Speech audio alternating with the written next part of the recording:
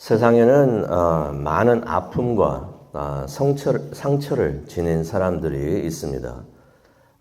꼭 멀리 그런 사람들이 어디 있을까 찾아보지 않아도 고개만 조금만 돌려도 우리 곁에는 그런 분들이 계신 것 같습니다. 마음의 상처를 가지고 계시고요. 삶이 무너졌다 생각하면서 절망을 느끼시는 분, 나의 꿈은 다 부서졌다라고서 힘들어 하시는 분들이 우리 주변에는 계십니다. 많이 계신 것 같습니다. 겉으로는 내색을 안 하지만은 속으로는 많이 힘들어 하시는 분들이 계십니다. 그들은 하나님을 바라보면서 주님의 도움을 기다리는, 바라는 사람들이 되겠는데, 어쩌면은 우리 자신도, 나 자신도 그런 상처를 가지고 있지 않는가 또 생각도 해봅니다. 근데 이사야서 61장은 그런 사람들에게 하나님이 주시는 소망을 전해주는 소식이 됩니다. 하나님은 절망에서 소망을 찾게 해주시는 분이라고 하는 것을 상기시켜 줍니다. 하나님은 황폐함을 의로움으로 바꾸어 주시고요. 죄를 아름다움으로, 슬픔을 기쁨으로 바꾸어 주신다라는 내용이 이사야서 61장이 되는 것입니다. 그러니 이사야서 61장, 이것이 좋은 소식이 아닌가. 좋은 소식을 한 단어로 표현을 하면은 그게 복음이 되잖아요. 예수님의 복음이 오기 전에 복음이 또 있구나 하는 것을 우리가 깨닫게 되는데, 죄와 슬픔으로 무너진 것들을 하나님께서 회복시켜 주신다고 말씀하시는 소망의 소식이 되는 줄로 믿습니다. 그런데 이것을 하나님께서 메시아를 통하여 이루시니 이게 바로 또 예수 그리스도의 복음이구나 하는 것을 우리가 깨닫게 됩니다. 우리 이사야서 61장을 묵상하며 또 이렇게 우리가 다시 한번 보면서 하나님의 복음에 다시 한번 소망을 두는 우리 모두가 되기를 간절히 소원합니다. 1절부터 3절까지의 내용을 보게 되게 되면은 성삼위일체 하나님, 트리니티, 성삼위일체 하나님, 성부 하나님, 성령, 성자 하나님, 성령 하나님이 다 나오십니다. 다 언급이 되고 있습니다. 1절을 보게 되니까 주 여호와의 영이 내게 내리셨으니 이는 여호와께서 내게 기름을 부으사. 하나님께서, 성부 하나님께서 그의 영을 내게 부어주신다. 기름 부었듯이 부어주신다라고 말씀을 하시는 것입니다. 그러니 여기서 보면 성부 하나님이 나오고 성부 하나님의 영이라니까 성령 하나님이 또 계시고, 내게 부어주셨으니, 이거는 메시아를 의미를 하는 것입니다. 메시아는 히브리어가 되겠는데요. 히브리어로 기름 부은 자라는 의미가 있습니다. 기름 부은 자, 메시아라는 의미가 있습니다. 이 메시아 다름 아닌 성자 하나님이 되시는 거죠. 성자 하나님. 성자 하나님이니까 누구신가요? 예수 그리스도시잖아요. 그리스도, 예수 그리스도라고 우리가 흔히 말을 하는데 이름이 예수고 그리스도가 성이 아니라 그리스도는 메시아를 헬라말로 바꾼 말이 되는 것이에요. 그리스도도 기름 부은 자. 그러니 예수 그리스도라고 말을 하는 것은 예수 메시아라고 우리가 말을 하는 것입니다. 예수 메시아, 예수 구원자. 그러니 1절부터 3절까지의 말씀은 예수 메시아, 구원자 되시는 예수님께서 하신 말씀이구나 하는 것을 우리가 깨달을 수가 있습니다. 솔직히 실제로 누가복음 4장 18절을 보시면은 예수님께서 사역을 하시면서 이 말씀, 이사야서 61장 1절에 나오는 말씀을 그대로 인용을 하시면서 이 말씀이 자신에 대한 이야기인 것을 알려주신 것을 우리가 기억을 합니다. 메시아께서 말씀을 하십니다. 성부 하나님께서 그의 영을 내게 주셨다 라고 말씀을 하십니다. 주신 목적이 있겠죠. 왜 주셨는가? 1절을 보니까 고난당하는 자. 여기 보면은 가난한 자에게 아름다운 소식을이라고 표현이 되어 있는데 원본을 보게 되면은 가난하다는 의미보다 afflicted, 그러니까 시련당하고 힘든 시간을 보내는 사람들, 고난당하는 사람들, 고난당하는 자에게 좋은 소식을 가져오는 것이다 라고 말을 하고 있습니다. 또 1절을 보니까 상처 입은 마음을 감싸주시고 보살펴 주시고 포로에게 자유를 선포하고 1절입니다. 또 1절을 보니까 갇힌 자를 풀어주고 2절을 보니까 은혜의 해와 보복의 날을 선포하여 모든 슬피 우는 사람들을 위로하고 하나님께서 메시아를 보내셔가지고 하나님의 영을 부어주시는데 그 목적이 딴 게 아니라 슬피 우는 사람들 어쩌면은 대놓고 울지 못하고 혼자만이 있을 수 있는 곳을 찾아서 울고 있는 사람들이 있을 터인데 그들을 위로하고 그들에게 은혜의 해를 주시기 위해서 그동안 많은 시련을 겪은 하나님의 사람들이 있는데 그 하나님의 사람들을 위로하기 위해서 하나님께서 메시아를 보내신다. 성령을 통해서 성령에 부어주셔가지고 그렇게 하신다라는 말씀이 있습니다. 그러면서 여기서 보복의 날도 나오는데 이게 어떤 의미가 있는가? 믿지 않는 사람들에게는 예수님께서 오시는 날이 이게 위로의 날이 아니라 심판의 날이 될 것이다 라는 의미가 있는 것입니다. 그러니 그날이 은혜의 해가 아니고 보복의 날이 되는구나 하는 것을 우리가 이 말씀을 통해서 볼 수가 있습니다.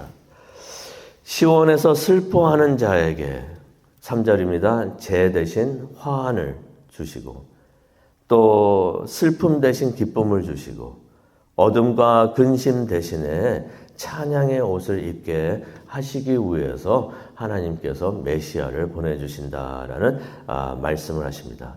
메시아, 예수 그리스도께서 오신 것은 이스라엘, 또 영적 이스라엘을 위로하기 위해서 오셨구나, 하나님께서 보내셨구나 하는 것을 우리가 깨닫게 됩니다. 그때 이스라엘은 모두 하나님의 영광을 드러내고 3절의 말씀이 됩니다. 여호와께서 손수 심으신 의의 나무가 된다라고서 말씀을 해 주십니다. 세상 사람들이 그렇게 그들을 인정하게 될 것이다 라는 말씀이 됩니다. 의의 나무, 하나님이 심으신 나무구나 하는 것을 세상 사람들도 알게 될 것이다 라는 말씀이 있습니다. 그러면서 이제 메시아가 임하시면은 4절입니다. 이스라엘이 무너졌던 곳들을 다시 세운다고 하십니다. 무너졌던 곳들, 상처 입고 나의 인생이 무너지고 나의 꿈이 다 무너지고 마음도 무너지고 많은 무너진 것들이 있을 수가 있는데 그것들을 다시 세워주신다고 말씀하십니다. 오래전에 무너졌던 것들, 오래된 일, 그것들도 다시 세워주시고 회복시켜 주신다고 하십니다. 근데 그런 것들을 이스라엘이 하는데 이방인들이 와서 도와준다고 말씀을 하십니다. 5절에 보니까 그들이 와가지고 이스라엘의 양떼를 돌보고 이스라엘의 밭과 포도원에서 일을 하면서 돕는다라는 말씀이 있습니다. 이 말씀을 가만히 생각해 보면은 이게 상황이 뒤집어지는구나 하는 것을 우리가 깨달을 수가 있어요. 이방인들은 어떤 사람들입니까? 이전에 이스라엘을 그렇게 힘들게 했던 사람들, 이스라엘을 억압을 하고 그렇게 힘들게 했었는데 이들이 더 이상 이스라엘을 힘들게 하지 못한다는 것입니다. 오히려 와가지고 돕는다는 것이에요. 이스라엘이 더 이상 그들 앞에서 엎드려가지고 섬기는 것이 아닙니다. 양떼를 돌보고 밭에서 일하고 이거 이전에 이스라엘이 그들을 위해서 하던 거 아니에요. 그런데 상황이 바뀝니다. 이스라엘이 더 이상 엎드려서 그들을 섬기는 것이 아니라 이방인들이 와가지고 오히려 이스라엘을 섬기게 되는구나 하는 것을 우리가 보게 됩니다. 양떼를 돌보고 밭과 포도원에서 일하는 거, 이거 가장 천한 직업을 의미를 하는 것입니다. 그러니 어떤 모양이 우리 마음속에 그려집니까? 이방인들이 가장 겸손한 모습으로 와가지고 이스라엘을 섬기게 될 것이다 라는 하나님의 말씀이 있습니다.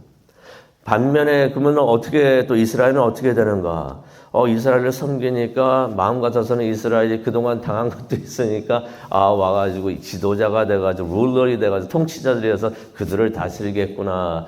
그러면은 마음이 속 시원할 것 같은데 라는 생각이 듭니다. 그런데 6절을 보니까 이스라엘은 어떤 역할을 맡게 되는가? 여호와의 제사장들이 될 것이다 라는 말씀이 있습니다. 이스라엘이 세상에 와가지고 이제 이스라엘을 섬기게 되는데 세상을 지배하는 통치자가 되는 것이 아니라 세상을 지배하게 되는 것이 아니라 이스라엘이 그들을 위한 제사장이 된다는 말씀이 여기에 있습니다. 하나님 어떤 의미가 있습니까? 하나님께서 이스라엘을 통해서 세상에 나타나 주신다는 것이에요. 제사장의 의미가 그런 의미가 있겠죠. 또 세상은 이스라엘을 통해서 하나님을 만나게 될 것이다. 생각해 보면은 교회가 그런 역할을 해야 되지 않겠는가. 세상 사람들은 하나님을 보지를 못하는데 하나님 어디 있습니까? 하나님을 보지 못하는데 교회가 하나님 이곳에 오셔서 하나님을 만나십시오. 사람들이 교회를 찾아와 가지고 빛이 있어서 빛을 보면서 찾아왔는데 그곳에 하나님이 계시는구나. 하나님의 말씀이 임하시는구나. 성령님이 임하시는구나. 하는 것을 깨닫는 그런 축복이 교회에게 임할 줄로 믿고 우리가 그런 교회가 되기를 간절히 소원합니다. 그것을 위해서 기도하는 우리 모두가 되었으면 참 좋겠습니다. 또 6절을 보니까 그게 다가 아닙니다. 여기 보니까 하나님의 일꾼이 될 것이다 라는 말씀이 나옵니다. 하나님의 봉사자라고 말씀이 나오는데 봉사자, 저는 이 봉사자보다도 사역자들이다라는 말씀이 좋은 것 같아요. 그래서 영어로 보면 minister이라고 말이 나와 있습니다. 하나님의 일꾼이 될 것이라는 의미가 있습니다. 하나님의 사역자들이 될 것이다. 이스라엘이 제사장도 되는데 사역자들도 된다는 것이에요. 하나님의 사역을 하는 사역자들. 뿐만 아니라 이스라엘이 또 어떤 역할을 하게 되는가 7절을 보니까 하나님의 장자가 된다고 말씀하십니다. 장자 역할을 한다고 말씀하십니다. 7절을 보니까 이스라엘이 보상을 배나 얻는다라는 말씀이 나옵니다.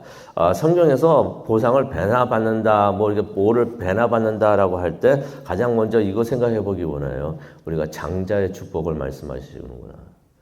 엘리사도 엘리야에게 배나 주십시오 했던 게 당신보다 훌륭한 사람이 된다라는 의미가 아니라 당신의 장자가 되기를 원합니다. 당신의 후계자가 되기를 원합니다. 라고 말을 한 것인데 여기서도 보니까 7절에 보니까 하나님께서 보상을 해주신데 배나 얻게 해주실 거다. 어떤 의미가 있느냐? 이스라엘이 하나님의 장자가 된다는 것이 장자의 축복을 받는다는 것입니다. 장자는요 유산을 배나 받았던 사람이었던 것이에요. 복을 그렇게 받는다는 것입니다. 장자가 된다는 것은 장자로서의 책임도 있지만은 큰 혜택도 있는 것을 우리가 성경을 통해서 기억을 하는데 하나님의 장자가 된다. 하나님의 아들들이 되는 그런 축복도 큰 축복인데 거기서 장자가 된다. 이거 얼마나 큰 영광된 일인가 생각을 해봅니다. 그러면서 이제 하나님께서 8절을 보니까 나 여호와는 정의를 사랑하여서 그들이 고생한 대가를 성실히 갚아주고 그들과 영원한 언약을 맺을 것이다 라는 말씀을 하십니다. 하나님께서 이스라엘이 그의 장자가 되어가지고 제사장의 역할을 하고 하나님의 일꾼 사역자의 역할을 하는데 그런 이스라엘이 고생한 대가 있습니다. 있는데 그것을 하나님께서 갚아주시는데 성실히 갚아주실 것이다. 다 갚아주신다는 것입니다. 하나님을 위해서 제사장이 세상의 제사장이 되어주고 사역자가 되는 사람들 하나님께서 다 갚아주십니다. 다 기억하시고 그냥 다 좋은 일만 생긴다고는 하나님께서 말씀 안 하세요. 상처도 있고 절망도 하고 낙심도 하고 힘들어도 하지만은 하나님께서 은혜의 해가 오면 다 갚아주신다 라고 말씀을 하십니다. 이스라엘이 하나님의 도구로서 하나님을 섬기는데 하나님께서 절대로 잊지 않으시고 보상을 해 주신다는 것입니다. 근데 이 보상은 8절을 보니까 영원한 언약도 포함이 되어 있습니다. 영원한 언약 무엇일까요? 에레미야서 31장 31절에서 또 37절에 나오는 새 언약이 아닐까 생각을 해봅니다. 하나님께서 이스라엘과 새 언약을 맺는다고 하시는 것입니다. 이는 시내산에서 맺은 언약과 다른 것입니다. 그때는 하나님께서 이스라엘의 남편이 되어 주셨는데 32절에 말씀이 됩니다. 그런데 이번에는 하나님께서 33절을 보게 되면 에레미야 31장 33절을 보게 되면 하나님께서 남편이 되어 주시는 것이 아니라 근데 이스라엘이 그 언약을 깼잖아요. 그러한 남편이 되어 주시는 것이 아니라 하나님이 되어 주시고 이스라엘 하나님이 되어주시고 그들은 하나님의 백성이 된다라는 말씀이 있습니다. 하나님이 주시는 새 언약을 말씀해 주시는 것이에요. 그들이 하나님을 알게 되고 하나님은 그들의 죄를 용서하시고 용서해 주시는데 우리가 성경 공부할 때 봤죠. 완전히 용서해 주셔서 기억도 하지 않으신다라는 말씀이 있습니다. 이스라엘의 후손은 여러 민족 가운데 알려지게 된다라는 말씀이 이사야서 61장 9절에 나옵니다. 그래서 세상 사람들이 이스라엘을 다 알게 됩니다. 9절이죠. 하나님께서 축복하신 사람들이구나. 하나님께서 축복하신 후손들이구나 하는 것을 알게 된다는 것입니다.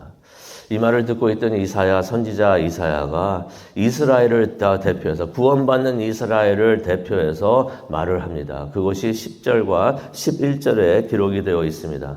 이스라엘이 여호와 하나님을 찬양하면서 이런 소망의 말씀을 주시니 얼마나 감사하고 기쁩니까? 그래서 찬양하면서 기뻐하는데 이사야가 대표해서 말을 합니다.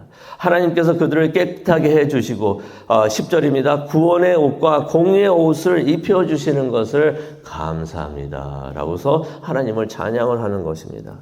그들의 광야를 열매가 가득한 아름다운 동산으로 만들어 주시는 것을 아직 그것을 보지를 못했지만 그렇게 해주시는 것을 믿고 미리 하나님께 감사합니다. 찬양 드리는 것을 우리가 11절을 보게 됩니다. 이제 슬픔과 아픔은 지나가고 기쁨과 감사가 넘치는 것을 우리가 말씀을 통해서 보게 됩니다. 오늘 이 말씀을 묵상을 하면서 우리가 기도하는 이 아침 되기를 원하는데 하나님께서 말씀하시는 그 회복 메시아를 통해서 이루시는 그 모든 회복이 우리 모두에게 임하시기를 바랍니다. 하나님의 사람들에게 임하시고 하나님의 교회들에게 다 임하시고 또 하나님의 사람들에게 우리에게 다 임하여 주시기를 간절히 소원합니다. 하루하루가 힘들어도 낙심이 되고 또 슬픔이 있는 것 같아도 메시아가 오시는 하나님의 그 회복 그것을 기리면서 하나님께서 말씀하시잖아요. 억압받는 자에게 좋은 소식이 올 것이고 찢어진 마음에 치유가 있을 것이고 슬퍼하는 자에게 기쁨과 찬송이 임하게 해주신다고 하시는데 그 회복 나에게도 주시옵소서. 우리 모두에게 주시옵소서. 우리 모두 메시아를 아는 축복을 주셨는데 감사 찬송을 하면 우리가 영적 이스라엘이 되는구나 깨닫고 근데 우리만 그런 축복받으면 안 되잖아요. 우리가 제사장이 되어야 될 텐데 하나님의 사역자가 되어야 될 텐데 밖에 나가서 아직 하나님을 모르는 사람들에게 하나님을 전하는 우리 모두가 되기를 간절히 소원합니다. 그것을 위해서 기도하는 오늘 이 아침 되시기를 간절히 축원합니다. 기도하시겠습니다. 하나님 감사합니다. 하나님께서 이스라엘을 기억해 주시고 많은 축복을 주시되 장자의 축복을 주신다고 하신 거 다시 한번 기억하면서 우리가 영적 이스라엘 됨을 하나님께 감사합니다. 그런데도 내 삶이 왜 이런가 우리가 왜 이런가 하면서 힘들어할 때도 있지만은 하나님께서 때가 되면은 다 회복시켜 주신다고 말씀을 하여 주시니 그 소망을 가지고 지금 기뻐하게 하여 주시옵소서. 앞으로 올 소망을 우리가 기대하면서 지금 오늘 이 순간 기뻐하는 우리 모두가 되게 하여 주시고 그러한 기쁨과 소망을 세상에 전할 수 있는 하나님의 제사장들, 하나님의 사역자들 되게 하여 주시옵소서. 그것을 위해서 기도하기를 원합니다. 하나님 이 시간 함께 하여 주시고 우리의 기도를 붙잡아 주시고 우리의 기도가 하나님께 상달되는 귀한 시간 될 수 있도록 지금 오셔서 역사하여 주시옵소서. 감사합니다. 예수님의 이름으로 기도합니다.